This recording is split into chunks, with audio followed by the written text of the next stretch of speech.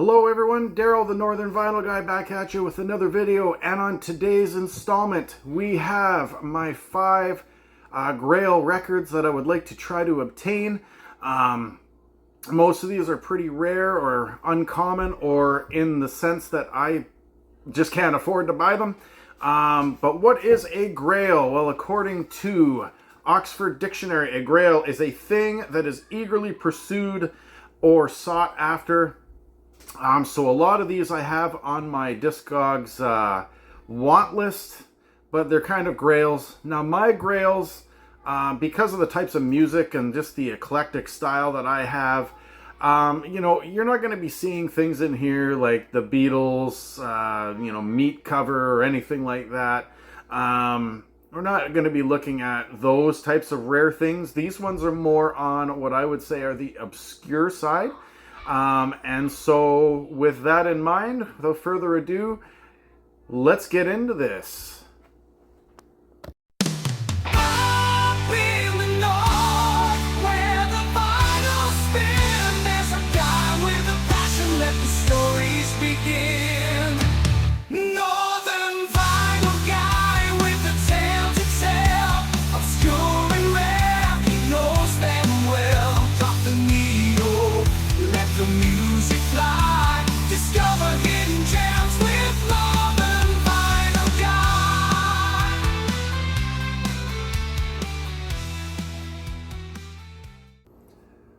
Alright everyone, so before we get started here, I just wanted to ask you what you all think of my new theme song. That song that was just on is a song that a buddy of mine down in Southern Ontario created using some AI and filled in some lyrics. And yeah, it's about the Northern Vinyl Guy and my music channel there. So let me know, do you prefer that intro theme or this one?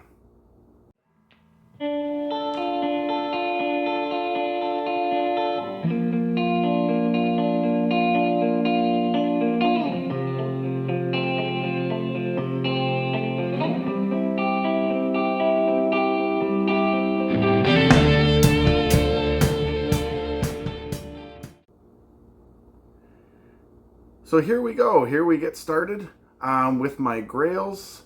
Grail number 1. I am, when I was in high school, I remember Jan Hammer had created a music soundtrack, and we used it as part of an English presentation, a sci-fi presentation. And in this, it's called Beyond the Mind's Eye.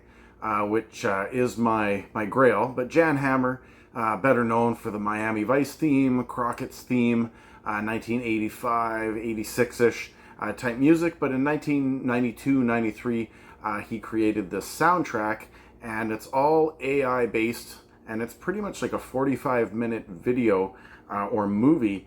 And each of the songs that he does goes through a different phase within this AI documentary or movie, this feature. And so it's really cool. Something I always wanted. We had it on CD when I was in high school. Since then, we've got rid of our CDs and stuff that my parents had and things of that nature. So I'm always on the lookout for this as a vinyl record perspective.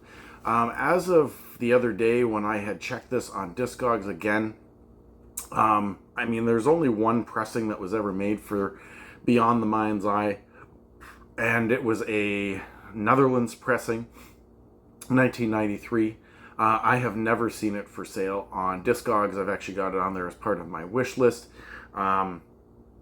It's never come up on my Discogs. So I don't even know how much it would cost. I don't even know where you could find it. If anybody might have some suggestions or anything along those lines, please feel free to leave me a comment in the section below. But Jan Hammer, Beyond the Mind's Eye, I'm going to leave a link. Somebody actually posted the movie. They must have just filmed it and uploaded it onto YouTube. So if you would like to watch it, I'm going to leave the link down below in the description. So if you want to check it out, there's a song called Seeds on it that I think kind of made a little bit of airwaves, maybe on MTV or Much Music or something along those lines. But yeah, feel free to check that one out. Jan Hammer, Beyond the Mind's Eye, on my Grail list.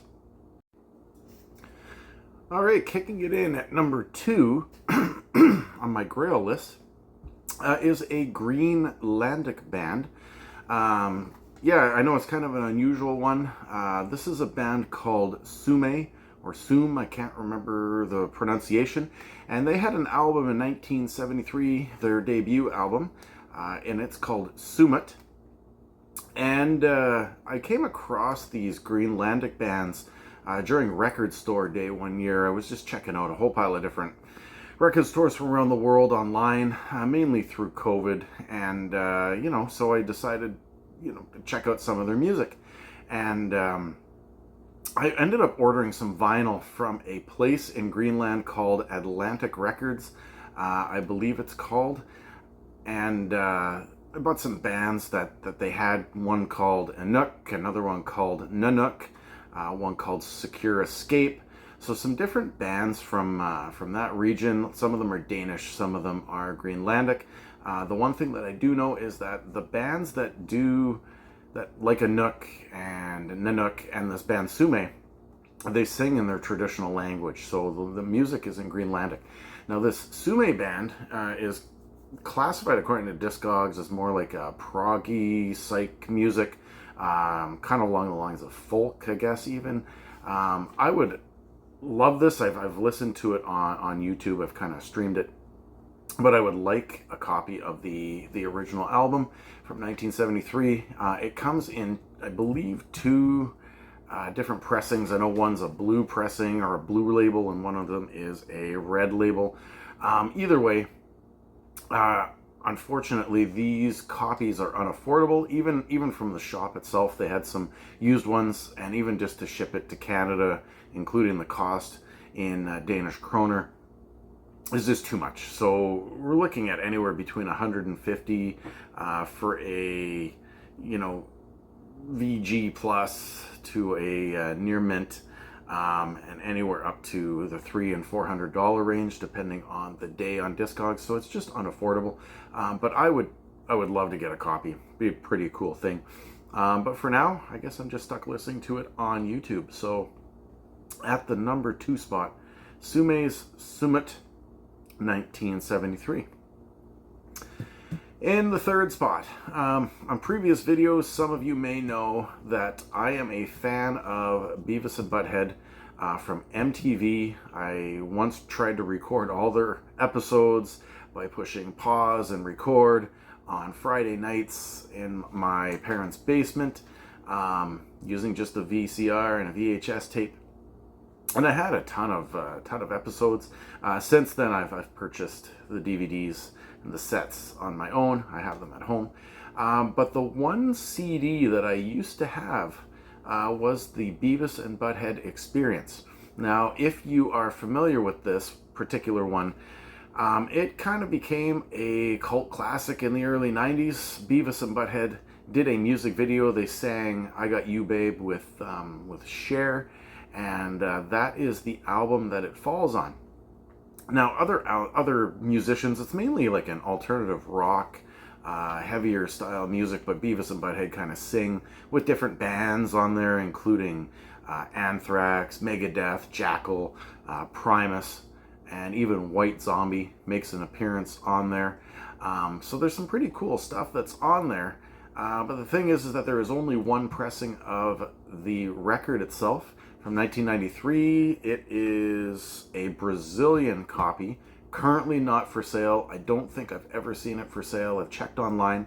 Now, there's a couple of picture discs that are for sale. I shouldn't say a couple, but there's 2 different pressings, one from 1993, and then there was a re-release in 2015, I believe it was. But the picture discs, and even those are going for at least $100 or even more. I know that they're kind of rare pressings, but I just can't afford those $100 and $200 discs. And I would prefer, for whatever reason, I would prefer the original release on vinyl. I don't really want the picture disc, although if somebody was to donate a copy of something like that to me, I wouldn't turn it down. So Beavis and Butthead Experience at my number 3 spot on my Grail list.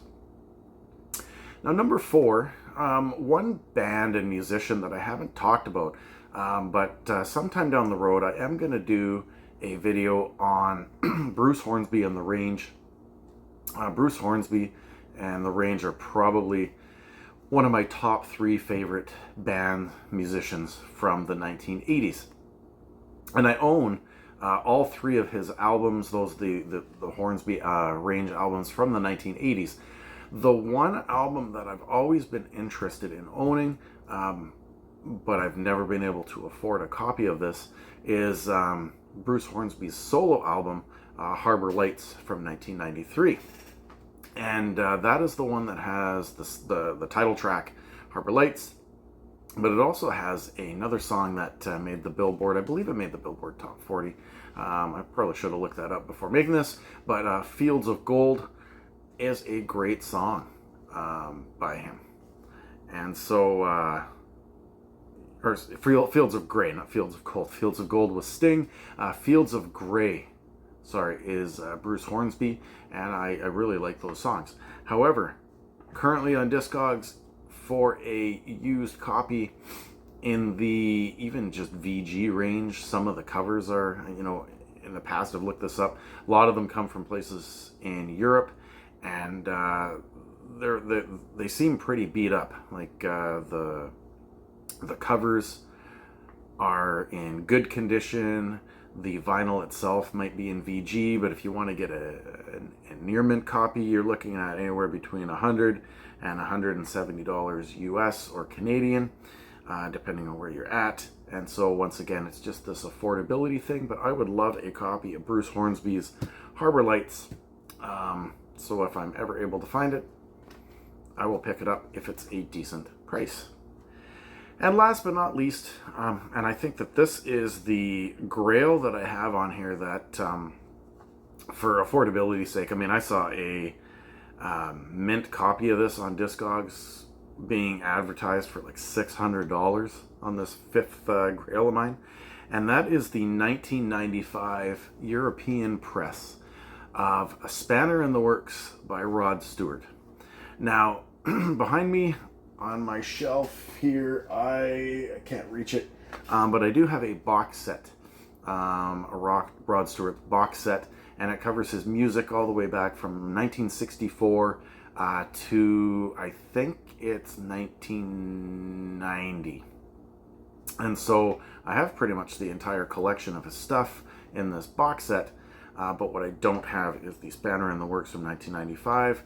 And it's the album that has Leave Virginia Alone, and it also has a song called This, which I really, really like. That's pretty mellow stuff, this song, but we're looking at anywhere from $150 to $600 for A Spanner in the Works, and I just cannot justify that. Depending on the quality, at the lower end, $150, you're looking at VG copies. I would rather have a near mint. So, those are just too pricey for me. So, those are my 5 Grails. I do have other records that I have on my want list, but that will be for a different day, a different video. So not my Grails, but I will be making a list or video of my most wanted records that I can afford, but due to my location and just time constraints, maybe a little bit of monetary sake, I just haven't purchased them yet. So let me know in the comments below what you thought of these Grails. Is it something that you'd be interested in? Is it a little out there? What do you think? If you are a new subscriber to this channel, I hope that you enjoyed. If you are a new watcher of my music video or content, please leave me a thumbs up. Hit the subscribe button, leave some comments down below, and until next time, stay safe and take it easy, everyone.